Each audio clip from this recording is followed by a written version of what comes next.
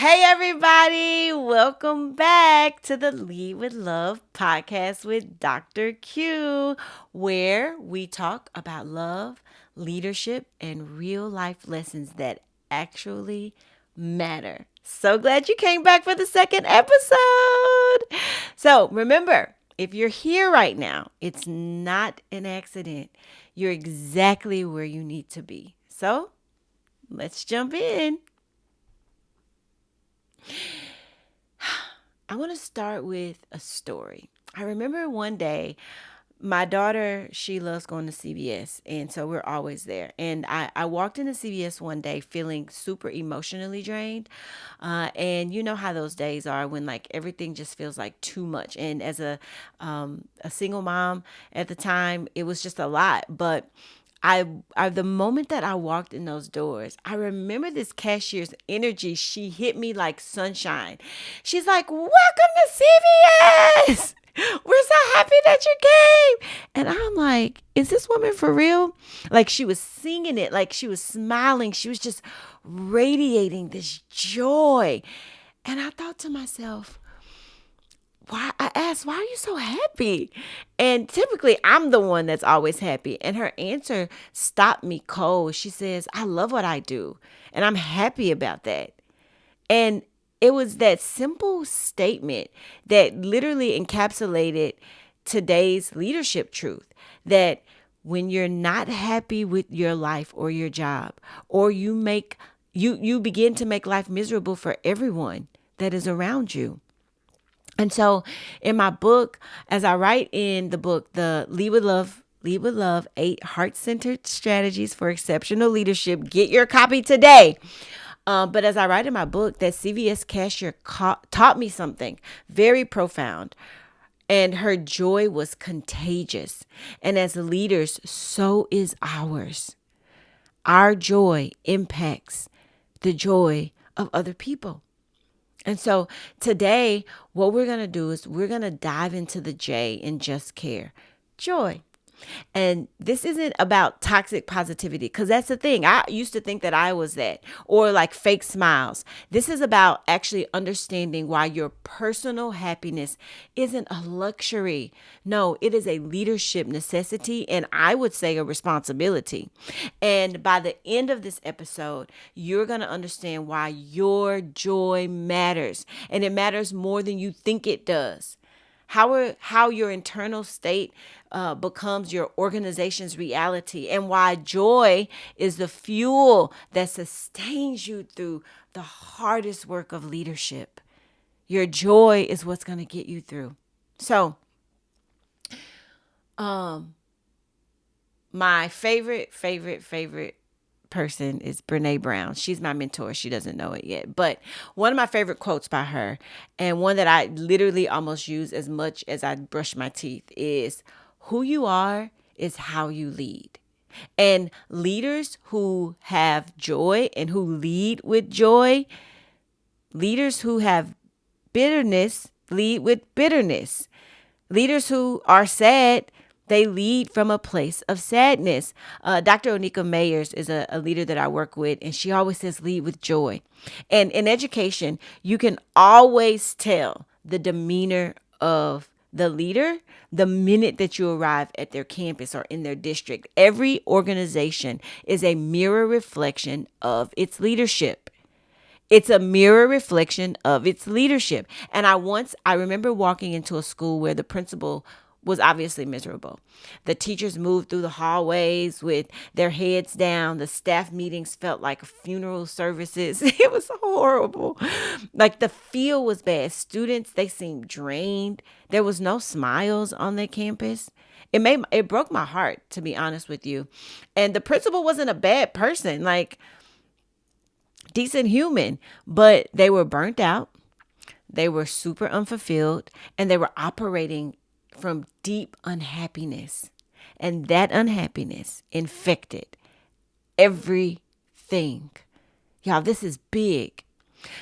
Contrast that with another campus where the principal radiated joy. The teachers greeted each other warmly. I walk in, it looks good, it smells good. The staff lounge buzzed with laughter. Students seemed lighter, they were more engaged. Same district, same challenges, but completely different energies. The difference? The leaders and the leaders' joy or lack of it. The leadership is always the difference. Always the difference. And so here is like why your joy is your responsibility. Your personal joy and happiness are the fuel that you need to do this very difficult work of leadership. Listen carefully. Without this essence of joy, you show up to lead others as an empty shell, unable to give or receive joy. And research backs this up. Studies show that actually leaders and managers who are pleasant are viewed by their subordinates as transformational leaders and positively impact culture, but more importantly, they impact production. Because remember, people work for people. People work harder for happy people. Yep. Your joy as a leader, it inspires and it energizes those that you serve. And the energy that you project is the energy that you possess. When you're unable to move in joy and happiness, you create miserable spaces for everyone. And when your joy is killed, you put your organization at a very, very high risk of dying as well. I know, it's really sad. It's so sad. But research backs this up. So let me share a little bit about what research says and tells us about joyful leadership, because it's actually a thing. It's a thing. In the book Leading with Love, Practices for Uncertain Times, the authors are Akiwa Windwood and Rajani, I can't say his name, Bahazali. And they show that leaders who embody joy can actually inspire their teams to persevere through adversity. Like joy is what sustains leaders in the midst of challenges. There's also a book of the Dalai Lama and the Archbishop Desmond Tutu. They wrote a book called The Book of Joy, and it identifies 3 factors for joyful living. And they say you give grace when facing hardships, you practice mindful gratitude and compassion, and the final one is to connect through acts of service. And in 2023, there's a Forbes article, and that research showed that joyful leadership actually creates upward movement in organizations. Like, it makes things better. Joy is contagious, and a joyful leader's influence radiates, and it like ripples in water. You can feel it, you can see it, you can almost touch it. So remember, you don't know this, please make sure you get your book. In your book, I share stories, and let me share some stories from the thousands plus leaders that I surveyed, people that I surveyed for this book.